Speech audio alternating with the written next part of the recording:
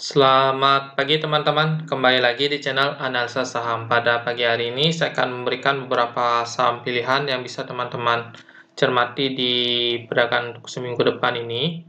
Yang pertama ada ICE, yang kedua ada KLBF, yang ketiga ada IMAS, dan yang keempat ada ADI. Sebelum itu, semua keputusan dan risiko investasi tetap berada di tangan para trader dan sahabat investor pasar modal Indonesia. Untuk yang pertama adalah saham Astra International atau ASII. Di sini dia sudah berada di area supportnya yang terdekat di 5840 sampai 5850. Saya perkirakan untuk besok kemungkinan bisa ada penguatan untuk saham SCI. Dan untuk stok RSI sendiri dia sudah berada di area oversold-nya atau jenuh jualnya. Untuk MACD sendiri masih mengindikasikan pelemahan. Untuk asing, di sini asing keluar pada perdagangan 11 Februari kemarin. Untuk bandar dalam seminggu ini tanggal 8 sampai 11 Februari terlihat melakukan distribusi yang besar. Jadi untuk Astra sendiri saya lihat untuk besok masih kecenderungan menguat. Jadi teman-teman yang tertarik dengan saham seperti Astra ini, teman-teman bisa perhatikan area akumulasi itu di 5.440 sampai dengan 5.850. Itu area akumulasi yang cukup menarik untuk saham Astra. Jadi teman-teman besok ini untuk Senin ini bisa mulai masuk bertahap untuk saham Astra sampai dengan harga 5440. Dan untuk level stop loss sendiri di 5160. Untuk Astra ini paling tidak jika setelah memasuki area 5440 sampai 5850 paling tidak akan ada terjadi penguatan ke MA20 6280. Itu paling minimalnya. Dengan target itu di 6840 sampai 6850. Jadi untuk Astra ini bisa teman-teman buy besok karena dia sudah berada di supportnya dan sudah masuk rentan area akumulasi kita di 5440 sampai 5850.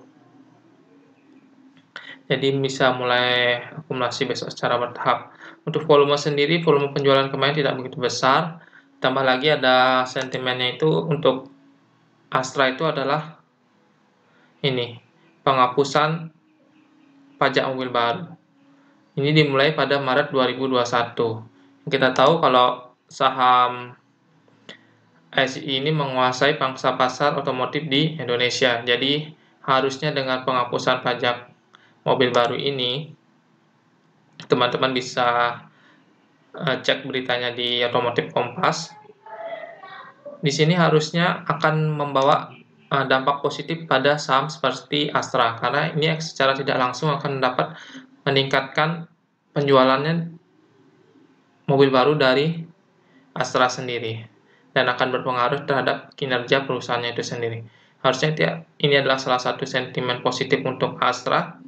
Jadi teman-teman menurut saya tidak perlu khawatir untuk entry karena saya lihat untuk sampai dengan akhir tahun ini saham Astra tidak akan bergerak jauh dari rentan harganya di 5440. Saya yakin ini 5440 ini tidak akan tembus oleh Astra karena melihat dari sentimennya itu adalah penghapusan pajak. Harusnya di tahun ini tahun yang baik untuk Astra dan tahun yang baik untuk teman-teman untuk mengakumulasi saham ini karena untuk di tahun depan di 2022 kemungkinan saham seperti Astra ini akan rebound cukup kencang karena pulihnya ekonomi dan meningkatnya daya beli masyarakat seperti itu. Dia harus dapat meningkatkan kinerja perusahaannya sendiri, tapi tetap kita batasi resikonya di 5160. Karena jika 5160 ditembus, ini bisa trend uptrend yang sudah dibentuk oleh Astra ini bisa sedikit patah. Seperti itu. Jadi bisa mengindikasikan pembalikan tren jika 5160 ini ditembus. Jadi teman-teman cut loss seperti itu. Tetap kita ada manajemen risikonya. Tapi secara jangka panjang ini Astra sahamnya cukup baik dan harganya saat ini masih tergolong murah. Tidak terlalu mahal. Karena di tahun-tahun sebelumnya di 2019 itu Astra itu di paling gininya di 6.000, sekitar 6.300-an paling bawah, dan itu di paling tingginya di 8 sampai pernah di 8.000-an. Jadi untuk saat ini di harga 5850 masih cukup murah untuk saham Astra, ditambah ada sentimen penghapusan pajak untuk mobil baru, seperti itu. Untuk berita lengkapnya teman-teman bisa baca di otomotifkompas.com. Untuk Astra, teman-teman bisa mulai akumulasi Senin esok, rentan harga akumulasi di 5440 sampai 5850. Stop loss di 5160. Target terdekat 6280, next target di 6840 sampai 6850. Oke, lanjut ke saham yang kedua, saham KLBF.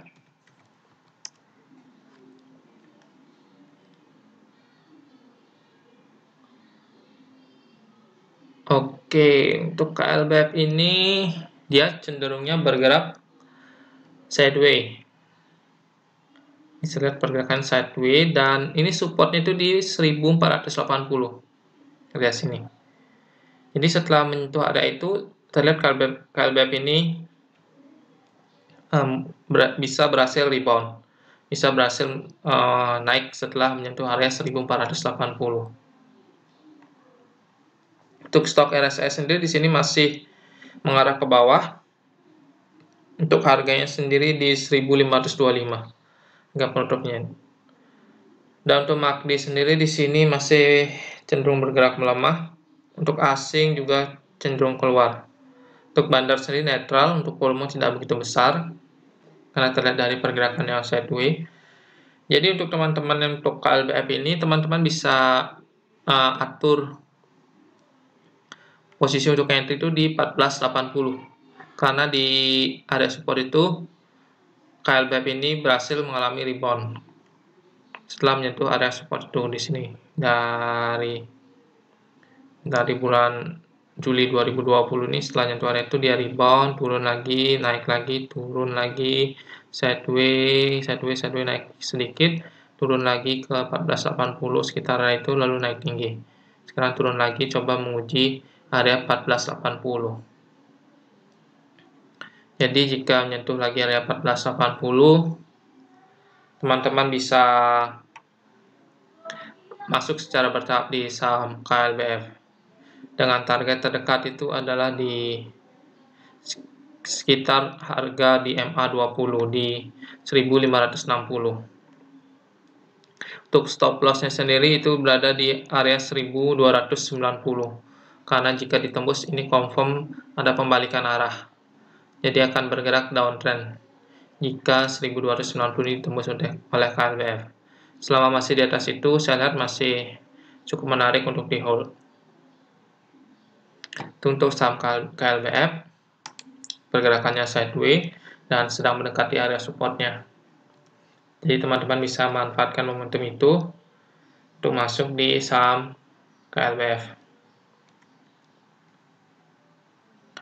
Untuk yang kedua adalah IMAS. Maksud saya yang ketiga adalah IMAS.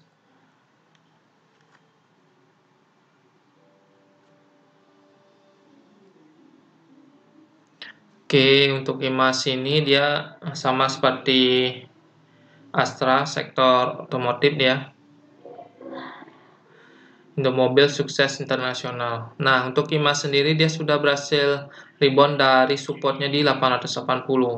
Jadi bagi teman-teman yang beli di area sekitar 880 sampai 900 itu bisa hold saham IMAS. Tambah lagi ada sentimen penghapusan pajak yang seperti saya jelaskan di saham SI tadi, itu harusnya ini membuat dampak positif juga terhadap saham IMAS.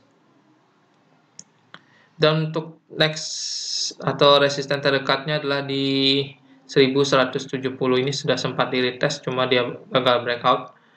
Dan terlihat di IMAS ini berusaha meretest lagi saham, maksud saya meretest lagi resistennya di 1170 sampai 1180. Jika dia berhasil breakout, maka next target adalah di 1370 dan next lagi adalah di 1630 sampai 1640. Untuk stok RSI dia sudah overbought jenuh beli. Untuk MACD sendiri di sini sudah menarik karena dia sudah mulai mengindikasikan penguatan. Di sini sudah mulai mengindikasikan penguatan. Untuk asing memang masih keluar dari saham IMAS, volumenya juga tidak begitu besar. Bandar detektornya melakukan distribusi dengan jumlah sedikit.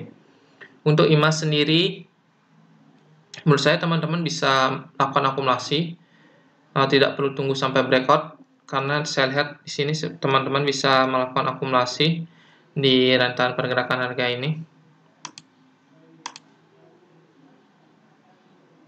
Ini ada akumulasi yang cukup menarik.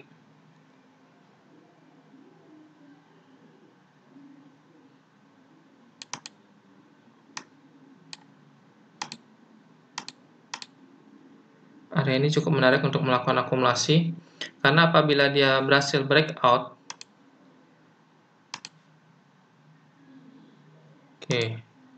sekitar 1200, dia berhasil breakout 1200, itu naiknya akan sangat kencang sekali. Tapi jika dia turun sekitar harga 1050, ditembus di bawah 1050, itu kemungkinan dia akan coba lagi meretest 880. Untuk stop loss sendiri itu untuk teman-teman itu di harga 815. Jadi stop lossnya tidak begitu jauh.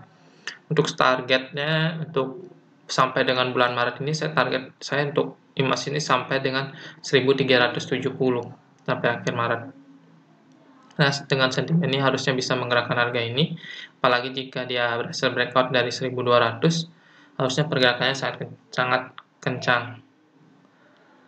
Jadi teman-teman yang tertarik untuk saham IMAS juga bisa pertimbangkan saham ini selain saham Astra di sektor otomotif, karena penghapusan pajak mobil ini membawa dampak positif kepada dua saham ini, IMAS dan ASI. Jadi ini masuk area akumulasi. Teman-teman bisa melakukan akumulasi di rentang harga 1050 sampai dengan 1200. Itu area akumulasi teman-teman, dengan target itu adalah di sekitaran 1370. Itu untuk saham IMAS. Jadi teman-teman bisa melakukan akumulasi. Tapi tetap dengan resikonya di 815. Jika ditutup di bawah itu cut loss. Seperti itu. Bagi teman-teman yang sependapat dengan trading plan saya, silakan diikuti. Bagi yang ingin masih mengamati dulu, silakan diamati dulu. Ini untuk IMAS.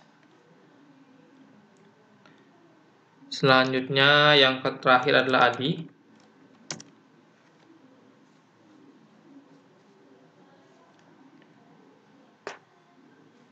Oke, ADI sendiri dia sudah berhasil rebound dari supportnya di sekitar 1310 sampai 1320. Saat ini coba menguji area MA20 di 1560. Jika dia berhasil breakout menembus area MA20 di 1560 ini, targetnya ada di resisten 1920 sampai 1930. Jadi untuk ADI ini berpeluang besar juga untuk bergerak menembus area MA20. Kenapa? Karena di sini stok RSI-nya sudah mengindikasikan penguatan, begitu pula dengan MACD-nya di sini mulai adanya sinyal penguatan. Asing juga masuk di sini tapi tidak begitu besar tanggal 11 kemarin. Tapi volumenya di sini belum begitu besar, jadi pergerakannya akan tidak terlalu kencang untuk kenaikan dari ADI. Seperti itu. Untuk bandar sendiri netral.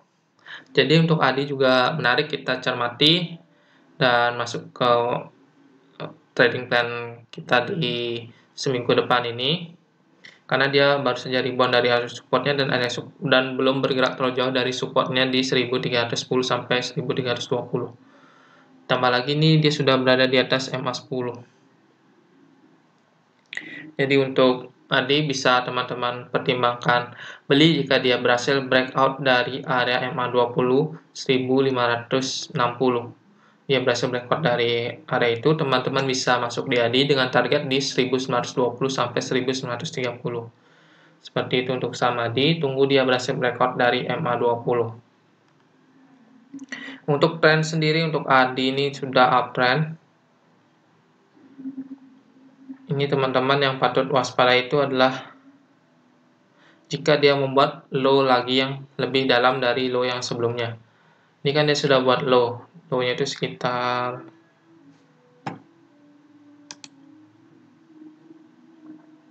sebentar. Low-nya ini kan di sekitar sini. Sekitar 1270. Itu low dari ADI sebelumnya sudah dibuat. Itu adalah sekaligus menandai level stop loss kita untuk saham ADI. Jadi rentannya tidak begitu jauh dari harga dia breakout dari MA20. Kenapa harus pakai stop loss di ADI walaupun pergerakannya uptrend? Di sini saya coba jelaskan karena untuk tren uptrend yang bagus itu dia tidak akan membuat low-nya yang lebih rendah dari sebelumnya. Seharusnya di sini untuk ADI jika pergerakan uptrend-nya stabil, setelah dia akan membuat low-nya di 1270 ini, dia paling tidak harus membuat high baru. Setelah itu baru dia akan buat low lagi. Jika sampai dia buat low lagi lebih dalam dari 1260, ini mengindikasikan tren uptrend-nya sudah mulai tidak begitu kuat. Jadi teman-teman bisa pertimbangkan untuk cut loss di saham ADI. Seperti itu, teman-teman bisa tunggu di sekitar area 830 di MA 100 untuk amati untuk masuk di saham ADI jika berhasil rebound. Jadi itu untuk ADI, teman-teman untuk minggu depan ini bisa masuk jika dia berhasil breakout dengan stop loss di 1260, taking profitnya di 1920 sampai 30.